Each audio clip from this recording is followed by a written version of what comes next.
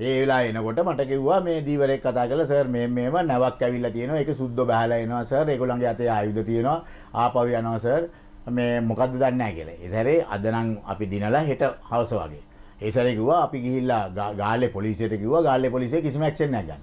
ඒ සැරේ මම DIG ගුණවර්ධනට කතා කරලා කිව්වා DIG මෙන්න මෙහෙම කතාවක් කියනවා ඔයා වහාම ගිහිල්ලා බලලා මට පොඩ්ඩක් වාර්තා කරන්න මම මොකද්ද මේ කියලා. මටත් කියන්න මොකද කියලා. ඒ ගිහිල්ලා බලලා එයා පැය භාගයට විතර පස්සේ මට කිව්වා මේකේ මේ වගේක් තියෙනවා ආයුධ නම් තියෙනවා සර් මේක මොකද්ද කියලා දන්නේ නැහැ කියලා. ඊට පස්සේ පැයකට පස්සේ එයා මට කතා කරලා කිව්වා ආයුධ නෙමෙයි මේකේ ආයුධ කන්ටේනර් දෙක තුනක් තියෙනවා කියලා. ඊට පස්සේ තව ටිකක් වෙලා ගිහිල්ලා කිව්වා කන්ටේනර් 21ක ආයුධ තියෙනවා කිව්වා. එතකොට තමයි අපි ගැස්සුනේ. එතකොට අපි ජනාධිපතිතුමාට කිව්වා මගේ මැතිතුමාට කිව්වා ඔක්කොම කලබල වුණා. මහින්ද රාජපක්ෂ ඇමතුමනේ ඉන්නවා මොකක් අපි දන්නේ නැහැ නේ. ඒකට අපි හොඳම මිත්‍රයා මොන තත්යකට එනවා ඇමතුමා මහින්ද රාජපක්ෂ ආණ්ඩුවේ ඔබ ඉන්නකොට මේ ඇවන්ගාඩ් ආයතනයේ හරහා සිදුවන මේ ක්‍රියාදාමයේ ඔබ දැනුවත් වුණා නැද්ද? ඒක එතෙන්දි මේ කරන්නේ එයා මේ මාර්ෂලින් කරලා ඔක්කොම කරන එකනේ. ඒ මාර්ෂලින් කරන එක එයාට දෙන්න ඕනෙත් නෑ. ඔබතුමා මතක තියාගන්න මාර්ෂලින් ආවෙත් ওই සොමාලියාව වල ඉඳලා දීවර යාත්‍රා දෙකක් ගන්න ආව සීනාර එකේ. ඒ මනුස්සයා තමයි මත් එක්ක කතා කරේ පස්සේ මේ දැන් කොටි එක හොඳට නේවි එක හැප්පුණානේ. දැන් නිකන් ඉන්නේ ඇයි අපිට අපේ රටට ඇවිල්ලා සොමාලියාව වල මාර්ෂල් කරලා මේව කරන්න බෑ අපිට ගෙවන්න පුළුවන් කියලා. මං කිව්වා ඔයා ප්‍රොපෝසල් එකක් එවන්න. එයා එහෙ අගමැතිතුමාගේ යාළුවෙක්. ඒ ප්‍රොපෝසල් එක ආවම මං ගෝඨාභයට කතා කරලා ඒක යවුවා. ඒකයි එතුමාට තව මේ වෙන්නේ නැති. ඔන්න ඔතනින් තමයි පටන්. එතකොට නේවි එක මේක පටන් ගත්තේ. නේවි එක පටන් අරගන්න ව්‍යාපාර පටන් අරගන්න එක තමයි රත්නාලංකායක හැදුවේ. දැන් මේ පස්සේ කාලෙකනේ රත්නාලංකායකේ තියෙන බිස්නස් ඔක්කොම නේවි එකේ තියෙන බිස්නස් තව මිනිහෙකුට දුන්නේ. ඇයි මොකද තව සමාගමක්. මේ යුද්ධෙ දිනන්න පුළුවන් මේ තරම් හොඳ නේවි එකක්. ඒකනේ මේ නාවික හමුදාපතිතුමා කිව්වේ. ජනාධිපතිතුමා ඇව්වේ ඔයාට හමුදාපතිතුමා ඔයාට පුළුවන් ද මේක කරන්න පුළුවන් කිව්වා. එතකොට මම මේක දුන්නොත් කවද ඉඳලා පටන් අරගත්තා. හෙට උදේ ඉඳලා පටන් අරගත්තා කිව්වා. ඒකනේ නාවික හමුදාව. දැන් මෙයා කියනවා මේ එයාට තරම් හොඳ නැහැ. මෙයා කවුද? මේ එහෙම කියන්නේ. මෙයා කැප්ටන් කෙනෙක්. අතන ඉන්නේ වයිස් මාෂල් කෙනෙක් නේ. නාවික හමුදාව. අනිත් එක හමුදාවට බැරියෝ. මේ වට කොහොමද කරන්නේ? මේ රටේ මේ සැලුට් ගහපු එක්කෙනෙක් නේ. හමුදාවේ ඉඳගෙන. මේ රටේ නීති අනුව මේ බිස්නස් කරන්න පුළුවන්ද කිසියම් හමුදාවකට? මොකද්ද? මේ රටේ නීති අනුව බිස්නස් කරන්න පුළුවන්. දැන් මේ රාජ්‍ය ආයතන කීයක් බිස්නස් කරනවද? නෑ මම හිතුවේ මේ රටේ නීති අනුව රජයේ හමුදාවකට පුළුවන්. පෞද්ගලික ව්‍යාපාරවලට මැදිහත් ඇයි දැන් පෞද්ගලික කාලේ ගෝඨාභය රාජපක්ෂ කාලේ කැන්ටින් හදාගෙන හෝටල් ගහලා තියෙන ලංකාවේ හැමතැනම හමුදාව නෙවෙයිද? රණසිංහ ප්‍රේමදාස මහත්තයා කාලේ පළවෙනි හෝටලේ හැදුවේ වාද්දුවේ. ඉතින් ඒවා ව්‍යාපාර නෙවෙයිද? මමත් අහගෙන හිටියා මේ ඔය කතාව. මොන ගොන් කතාවද ඕවා? නමුත් ජාත්‍යන්තර මුහුදේදී අර ඒ කියන්නේ රටවල් දෙකක් අතර සීමා මායිම් එහා මෙහා වෙන තීරණාත්මක තැනක දැන් හෝටලයක් හදනවා වගේ තැනක් නෙමෙයි නේද ඒක? නෑ එතන ඇයි මොකෝ කරන්න බැරි? හමුදාවට කරන්න බැරි නම් කොහමද හමුදාවෙන් ලයිසන් ගත්ත මිනිහෙකුට කරන්න පුළුවන්. ඒක කොහොමද කරන්නේ? අනිත් එක මොන ලයිසන් එකක් එක්කද මේ ආයුධ අරගෙන තියෙන්නේ? ආයුධ 3000 ගණක් දෙනවා කිව්වම නිකන් ආයුධය නෑ. අපි ඔටෝමැටික් ආයුධනේ. අපි මේ පැත්තට දැන් ඒ ගනුදෙනුව නැත්තම් මේ ක්‍රියාදාමය හමුදාවට බාර අරගෙන නාවික හමුදාව බාර අරගෙන දැන් කෝටි කීයක් හම්බ වෙනවද? දවසකට කෝටි 10ක් අද හම්බ කරනවා. මේ වෙනකොට පෞද්ගලික ආයතන කිහිපයක් ඒක ඉල්ලුම් කරලා තිබෙනවද නෑ? කවුරුවක්වත් නෑ. ඉල්ලුම් කරාට නෑනේ. ඒක නාවික හමුදාව කරන්නේ. ඔබ සහතික වෙනවද කිසිම පෞද්ගලික ආයතනයකට දෙන්නේ නැහැ කියලා? ඒවා රජය ගත යුතු තීන්දුවනේ. ආරක්ෂක ලේකම්වරයෙක් දැන් නෑනේ ගෝඨාභය රාජපක්ෂ කියලා. කිසිම වෙලාවක එහෙම දෙයක් සිදු වුණොත් ඔබතුමා මොකද කරන්නේ? විරුද්ධ වෙනවා ඒකට. විරුද්ධ වෙනවා. ඔබතුමාට සහතිකයක් දෙන්න පුළුවන්ද පෞද්ගලික ආයතනයකට නැවත නොදේ කියලා? මොකද්ද? එහෙම කිසිම කතිකාවතක් නැහැ. නෑ මම අහන්නේ සහතිකයක් දෙන්න පුළුවන්. නෑ අපි කියමු දුන්නයි කියලා. දුන්නයි කියලා නාවික හමුදාවට දැන් මේක මිලියන 700ක් තියෙනවා ගෙවලාවක් නැහැ. එතකොට රත්න ලංකායක 150ක් කපා හැරලා ඒගොල්ලන්ට ගෙවන ගණන්. මේවනේ ගනුදෙනු කියන්නේ. නෑ අමතුමා මංගේ කාරණාවට හරි උත්තරයක් දීලා යන්. ඔබතුමා රජයේ ප්‍රබල අමාත්‍යවරයෙක් ගියාණ්ඩුව බින්දගෙන ආපු කෙනෙක් පැහැදිලිවම සහතිකයක් දෙන්න පුළුවන්ද මේක වෙන පෞද්ගලික ආයතනයකට දෙන්නේ කියලා? ඒක නිකන් හරියට මේ දැන් මේ කිසිම රාජ්‍ය ආයතනයක් ජනසතු කරපු එකක් දෙන්නේ නැද්ද? ඒ වගේනේ. දැන් ඒකත් ඕනනම් කීයට ඇයි තව කාලයකට හමුදාවයි මේකයි ජොයින්ට් වෙන්චර් එකයි දාලා මේක කරනවාද? එහෙම එකක් නේ. එහෙම එකක් නැතුව මේක කරත් මොනවා හරි අපේ ඇත බොහොම ට්‍රාන්ස්පරන්ට් විදියට කරන වැඩ පිළිවෙල. නමුත් අද නම් එහෙම මතයක් මොනවත් නැහැ. අද පැහැදිලිවම තිබෙන්නේ හමුදාව මේක කරනවා. හමුදාව හොඳ ගාණක් හම්බ කරගන්නවා. අනිත් එක දැන් හමුදාවේ කට්ටිය බොහොම විවේකීව ඉන්නේ. යුද්ධ මොනවත් නැහැ. ඒතකොට ඒගොල්ලන්ට ඒක කරතේ. සමහර ඒවාට නිශ්චිත උත්තර දෙන රාජ්‍ය සේනාරත්න මහත්මයා මේකට නිශ්චිත උත්තරයක් වෙන්නේ මොකද්ද කියන එක. මට ඒ ඔක්කොම කියන්න පුළුවන් මේ වගේක් නැහනේ. නෑ ඔබේ ආණ්ඩුව යටතේ එහෙම එකක් වෙනවද කියලා අහියන්නේ. මම හිතන්නේ වෙන අවශ්‍යතාවයක් නැහැ. ඉතින් මම නම් ඉන්නේ කොහොමත් රාජ්‍ය ආයතන ව්‍යාපාර කරන්න පුළුවන් කියලා මම ගත්ත ව්‍යාපාර ඒ ආයතන සියල්ල මම ලාභදායී කළා. මම මේ රටට පෙන්වලා දීලා තියෙනවා රාජ්‍ය ආයතනයකට හොඳ ලාභදායී විදියට කරන්න පුළුවන්. සමහරු කට්ටිය ඉන්නවා එහෙම රජයට රජය කියන්නේ ව්‍යාපාර කරන ආයතනයක් නොවේ කියලා කියන මතධාරීන් ඉන්නවා. ඒ දෙකම තියෙනවානේ මේ සමාජයේ මේ පක්ෂවලත් ඉන්නවා. හොඳයි අපි තවත් විරාමයකට යමු. විරාමයට ගිහිල්ලා නැවත මුණ ගැහෙමු. සීමාවෙන් එහා දේශපාලනය. යහපාලන ආණ්ඩුව පිහිටුවන්නට ප්‍රමුඛ පෙළේ කාර්යයක් කළ රාජිත සේනරත්න ඇමතුමා සමගයි අද යහපාලන ආණ්ඩුවට අවුරුද්දක් පිළිලා දවස් කිහිපයක් ගත වෙච්ච දවසේ අප සලකුණු දේශපාලන සංවාදයේ සලකුණු තබන්නේ.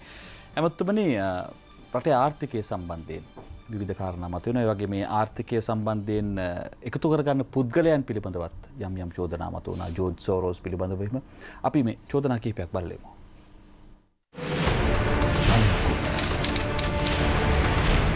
ආර්ථික විද්‍යාව පිළිබඳ මහාචාර්ය රාසික් සාලි මහතා කියලා තියෙනවා.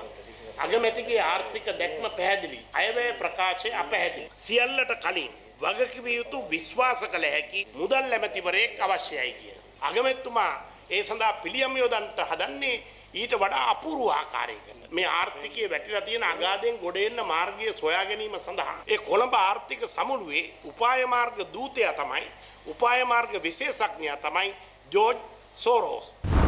සෝරෝස් කියන්නේ ප්‍රංශ රජයෙන් මූල්‍ය වංචාවකට හවුල් වෙලා කියලා ඩොලර් වලින් හිතුවොත් 9 ලක්ෂ ගණනක් දඩයක් කප් මිනිහෙක්. 1992 එංගලන්තේ විශාල මූල්‍ය අර්බුදයක් ඇති කරන්න හේතු වුණා. පවුම් බිලියන 10ක් එකපාර දාලා මාරු කරගත්ත යා. තායිලන්තේ, මැලේසියාවේ, දකුණු කොරියාවේ විශාල ආර්ථික කඩාවැටීමක් සිද්ධ වුණේ. ඒ වෙලාවේ මැලේසියාවේ අගමැති මහතිර් මොහොමඩ් කියනවා මේ ආර්ථික කඩාවැටීම පිටිපස්සේ ඉන්නේ ජෝර්ජ් සෝරෝස් කියලා. පැකර් ගේනකොට ගොඩක් අය විරුද්ධ වුණා. ජෝර්ජ් සෝරෝස් කියනකොටත් විරෝධතාවයක් මතුවෙනවා. මේ හැම ආණ්ඩුවක්ම ජාවාරම්කාරයන් එක්කද මේ රටක් ගෙනියන්න උත්සාහ කරන්නේ. මෙහෙම අපිට ප්‍රශ්නයක් මතුවෙනවා. ජෝර්ජ් සෝරෝස් කියන්නේ ජාවාරම්කාරයෙක් නෙවෙයි. ලෝකෙම පිළිගත්ත ආර්ථික විශේෂඥයෙක්. ඔහු ලෝක බැංකුවේ ප්‍රධානියා වෙලා ඉඳලා ඒ වගේ වැඩ කටයුතු කරපු කෙනෙක්. එතකොට ඔහුට ප්‍රංශ ආණ්ඩුවෙන් තිබුණේ මේ දූෂණ චෝදනා නෙවෙයි වෙනත් චෝදනාවක් තිබුණේ. ඔහු තමුන්නාසලා ඔක්කොම දන්නවා. විනිමය චෝදනාවක් තිබුණේ. විනිමය චෝදනාවක් තිබුණේ. ඒකුත් නෙවෙයි. එතකොට ඊට වඩා ඕනම කෙනෙක් ආර්ථික විශේෂඥයෙක්ගෙන් කතා කරලා අහන ජෝර්ජ් සෝරෝස් රටකට එනවයි කියන්නේ එයා නිකන් එන්නේ නැහැ. එයා සාමාන්‍ය රටකට යන්නේ නැහැ. එහෙම ආර්ථික සමුළුවකට ජෝර්ජ් සෝරෝස් යන්නේ නැහැ ලේසියෙන්. යනවා නම් එයා එක ගණන් හදලා ඒකේ වැඩක් වෙනවයි කියන. අනිත් එක ජෝර්ජ් සෝරෝස් එනවා නම් එයා කියන්නේ ඒ රටට විශාල ආයෝජකයන් ඊට පස්සේ එනවා කියන එක. දැන් එදා ජෝර්ජ් සෝරෝස් එක්ක ඇවිල්ලා තිබුණා. එයා කියලා තිබුණේ එයාට මෙච්චරක් වියදම් කරත හැකි මට ආයෝජන මොනවද කියලා වැඩසටහන ඔයගොල්ලෝ දෙන්න. ඉතින් වැඩේ තියෙන්නේ අපි රටක් දියුණු කරන්නට පුළුවන් ණය වලින් නෙවෙයි. අපේ වගේ රටවල් දියුණු කරන්න තියෙන මූලිකම මාර්ගය තමයි ආයෝජන. විදේශීය ආයෝජන. ඒතර අපිට ඕනේ විදේශීය ආයෝජන. ඒතර අතමුන්නාසලා අපි ඔක්කොම දන්නවා ඉදිරියේදී එනවා විශාල ආර්ථික අවපාතයක්. ඒක විශාල වශයෙන් බලපායි ඒවා. නමුත් අපිට එකක් තියෙන්නේ අපේ රාජ්‍ය බැංකු වරමේ තියෙන අපේ ක්‍රමයේ හින්දා ගිය සැරේත් ඒ ආර්ථික අවපාතයේදී අපිට එච්චර දැනුන්නේ නැහැ. නමුත් ඒ තත්වයන් යටතේ අපි ඉතාමත්ම ඉක්මනින් ආයෝජන කියන එකෙන් අපි ඉහළ තලයකට එන්න ඕනේ. එතකොට ඒක උඩ තමයි අපේ රඳාපැවැත්ම තියෙන්නේ. අද විශාල වශයෙන් අද ආයෝජකයෝ එනවා. දැන් ඔබතුමාට මම කියනනම් අපේ දැන් තමුන්නාසලා දන්නවා අපේ ඖෂධ ඔක්කොම ගේන්නේ පිටරටින්. ඒකට අපි රුපියල් බිලියන දැනට වියදම් කරනවා අපි 45ක් පිටරටින් ගෙන රජයේ විතර රජයට. නමුත් දැන් මේ වෙනකොට මම අනුමත කරලා තියෙනවා 56ක් විතර. ඖෂධ සමාගම් ලංකාවේ ඖෂධ නිෂ්පාදනය. ඖෂධ ඉන්ජෙක්ට් කරන ඒවා, ඒතර ප්ලාස්මා මේ වගේ ඒවා කවදාකවත් ලංකාවේ හිතුනේ නැති ඒවා.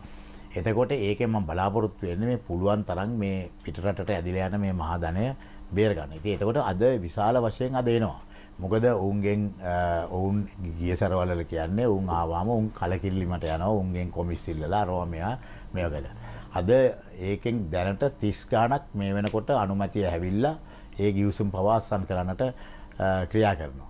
ඉතින් ඒ මම කියන්නේ සෞඛ්‍ය ක්ෂේත්‍රය විතරයි. නමුත් ඉකොනොමික් ඇෆෙයාර්ස් කොමිටි කියලා ආර්ථික කමිටුවක් පිහිටවලා ඒකේ අද දිගින් දිගටම මේ එන ආයෝජන විශ්ලේෂණය කරමින් ඒවා හොඳ ඒවා අරගෙන නරක ඒවායි තියෙන ඒවා අඩුපාඩු කතා කරමින් ඒවා නැවත මේ බාගේන් කරලා නෙගෝෂিয়েට් කරලා ඒවා කරගෙන ඉදිරියට යනවා. ඉතින් ඒ නිසා නමුත් මේවා නෙවෙයි ඕනේ. දැන් අපිට ෆෝක්ස්වැගන් කම්හල එනකොට අපිට කියතයි ෆෝක්ස්වැගන් එකට දඩ ගැහුවා කියලා. එහෙම කියතයි. නමුත් ෆෝක්ස්වැගන් කියන කම්කලක් එනවයි කියන්නේ ඒ කියන්නේ විශාල කම්හල් ඒමේ ආරම්භය. අපිට පුළුවන් නම් බෑ අමුතුම දැන් ඔය වොක්ස්වැගන් කර්මාන්ත ශාලාව පිළිබඳව ඡන්දෙට කල්නුත් කතා කරා. හැබැයි දැන් කාලයක් ගිහිල්ලා තාමත් කිසිම දෙයක් නෑ. ඒක නෙගෝෂියේ දැන් සාකච්ඡා කරන එකපාරට ඒක ආයෝජනය කියන්නේ අද ඇවිල්ලා හෙට මේ වෙන්නේ නෑනේ. ඒ ඔක්කොම සාකච්ඡා ටික කරන. දැන් අපේ ඒවයි දීර්ඝ කාලයක් ගියා. මේවා ඇවිල්ලා ඒවා සාකච්ඡා කළා. කැබිනට් එකට දාලා ආර්ථික කමිටුවට දාලා ඒවයි සාකච්ඡා කරලා ඔක්කොම නෙන්නේ. ඒවයි තියෙන කොන්දේසි පිළිබඳව අපි කතා කරන්න හිටපයි. අපිට එනවා නම් ආයෝජනයක් ඒවයි ඒගොල්ලොත් ගේනවනේ යම් ඉල්ලීම් තියෙනවනේ. ඒවත් එක්ක අපි අපේ මොනවද තේන්නේ? ඒවා නෙගෝෂিয়েට් කරලා ඉවර කරලානේ අපි ආයෝජනයකට යන්නේ. ඔබේ ආණ්ඩුවේ ආර්ථික වැඩපිළිවෙලේ කෘෂිකර්මය අකුලන්න මොකක් හරි සැලසුමක් කරලා කිසිම ඇගිලීමක් නැහැ. කෘෂිකර්මයට ඉතා හොඳ තත්ත්වයක් අපි ලබා දීලා තියෙනවා. දැන් අපි පොහොර පැත්තෙන් බැලුවාමත් ඒ පොහොර සහන ආධාරය අපි මේව කරේ. මොකද හැමෝම කතා කරේ මොනවද? රසායන පොහොරනේ. දැන් අපිට තියෙන විශාලම ප්‍රශ්නේ තමයි මේ නොහඳුනන හේතුව නොහඳුනන වකුගඩු රෝගය. දැන් වකුගඩු රෝගයෙන් පෙළෙන මිනිස්සු දැන් 21000 පැනලා උතුරු මැද විතරක්. දැන් මේක ඇවිල්ලා උතුරු මැදෙන් උතුරට ආවා, උතුරෙන් නැගෙනහිර මේවා ඇවිල්ලා දිගටම ඇවිල්ලා දකුණට ඇවිල්ලා දැන් කළුතර බදුරලියටත් මේ වකුගඩු රෝගය ඇවිල්ලා. හෙට දවසේ තමුන්නාසලට අපිට කාට මේක එනවද දන්නේ නැහැ. ඌවටත් දීලා තියෙනවා. ඌවටත් දීලා තියෙන සබරගමුව විතරයි තවම වාර්තා වෙලා නැත්තේ. එතකොට මේකෙදි අපිට තවම තියාගන්නේ මොකද අපේ හතුර කවුද කියලා අපි දන්නේ නැහැ. කොයි විදිහට එනවද කියලා. අපි දන්නවා රසායන ද්‍රව්‍ය තමයි. මේ රසායන ද්‍රව්‍ය එන්නේ පස හරහාද ජලය හරහාද. මේකට මත දෙකක් තියෙනවා විශේෂඥවරුන්. එතකොට දැන් මම අපේ මගේ භාර්යාව ඉන්නකොටත් මහාචාර්ය සරත් එයාව ගෙන ගුණතිලකව ගෙනහැල්ලා ඇමරිකාවේ ඉඳලා ඒගොල්ලන්ගේම සල්ලි යොදලා පරීක්ෂණ කරා. ඉතින් ඒගොල්ලන්ගේ වාර්තා තියෙනවා. එතකොට WHO වාර්තාව තියෙනවා. නමුත් කිසිම තැනක නිශ්චිතව මෙන්න මේකයි කියලා කියන්න බෑ. ඒ නිසා අපිට අර රෝග නිවාරණය කරගන්නට අමාරුයි. රෝග ප්‍රතිකාර තමයි අපිට කරන්නට සිදු වෙලා තියෙන්නේ. ඉතින් ඒ වගේ ඒවායේදී අපිට තියෙන ප්‍රධාන ප්‍රශ්න තමයි මේ රසායන පොහොර.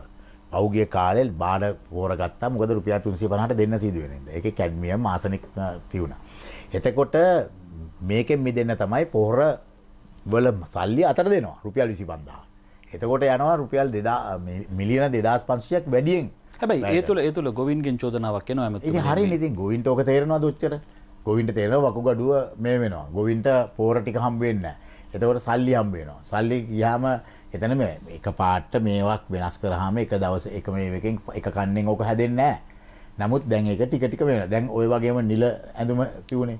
නිල ඇඳුමේ රුපියල් 20ක් ගියා. ඒ කට්ටියට අද 7-5ක්වත් නැතුව නිල ඇඳුම් ටික ඕපන් මාකට් එකට ගියා. ඉතින් ඒකටත් චෝදනා තිබුණා. නමුත් එතන ඉවර වුණානේ ඒක. දැන් කවුරුවක්වත් කියන්නේ නැහැ නිල ඇඳුම හම්බුන්නේ නැහැ. නිල ඇඳුම ප්‍රශ්න.